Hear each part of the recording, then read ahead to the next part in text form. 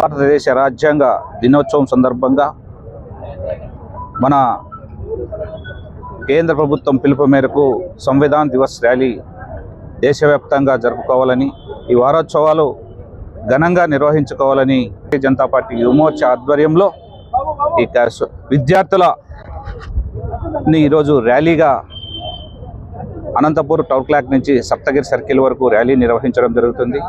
ఈ రాజ్యాంగ దివస్ గురించి ప్రజలందరికీ మరొకసారి తెలియజేయాలా. ఈ రాజ్యాంగం నిర్మాణం జరిగి ఈరోజు అమల్లోకి వచ్చి 75 సంవత్సరాలు పూర్తి కావాల్సి వచ్చింది. అందుకు మనమందరం ఒకంత అంబేద్కర్ గారికి ప్రత్యేకమైన ధన్యవాదాలు తెలుపుకుంటున్నాము. అలాగే ఈ రాజ్యాంగ స్ఫూర్తిని ప్రతి ఒక్క భారతీయ పౌరులను మనం కలిగించాలనే ఒక మంచి సంకల్పంతో ఇప్పుడు కేంద్ర ప్రభుత్వం ఈ నిర్ణయం తీసుకోవడం మంచి శుభ పరిణామం. భారతదేశంలో విభిన్న మతాలు, జాతులు అన్నీ ఉన్నా కూడా భిన్నత్వంలో ఏకత్వం సాధించడానికి మూల కారణం మన భారత రాజ్యాంగం. భారత రాజ్యాంగాన్ని సంరక్షిస్తే తప్ప ఈ దేశం సుభిక్షంగా ఉండడానికి వీలు కాదు.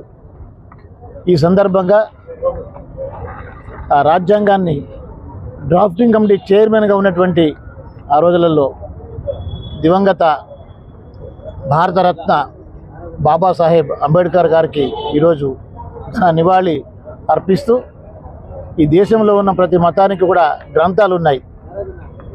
భగవద్గీత హిందువులకి, ఖురాన్ ముస్లింలకి, బైబుల్ క్రిస్టియన్స్కి, గురు గ్రంథ్ సాహెబ్ సిక్కులకి, ఈ విధంగా.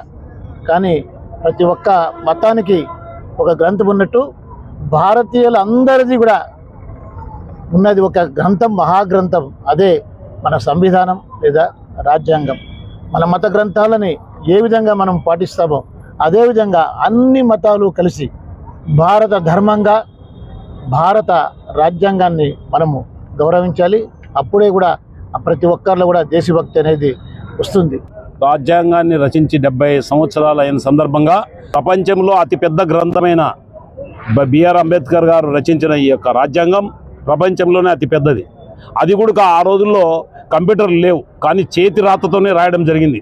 ప్రపంచ చరిత్రలో మొట్టమొదటి రాజ్యాంగం రాసిండే బిఆర్ అంబేద్కర్ టైప్ చేయలేదాన్ని, చేతి రాతతో రాశారు. ఇప్పటి వరకు కూడా పార్లమెంట్లో దాన్ని గ్లాస్లో సురక్షితంగా అది చెడిపోకుండా ఉండడానికి అన్ని పేజీలు ఒక వ్యక్తి రాశాడు. ఆయన ఏం కోరుకున్నాడంటే మొదట నా పేజీలో సంతకము, లాస్ట్ పేజీలో నా సంతకం కోరుకున్నాడు. ఆయన మంత్రి పదవి కోరుకోలేదు, మినిస్టర్ కోరుకోలేదు, లేదా వేరే పదవి కోరుకోలేదు. మరి అలాంటి స్వచ్ఛందంగా ఏమి కోరుకోలేదు. ఆయన రాసిన దాన్ని నా పేరు ఉండేదట్లా నేను వారికి అందరికీ పేరు పేరున హృదయపూర్వక అభినందనలు తెలియజేస్తున్నాను. జై హింద్, జై భారత్ మాతాకి.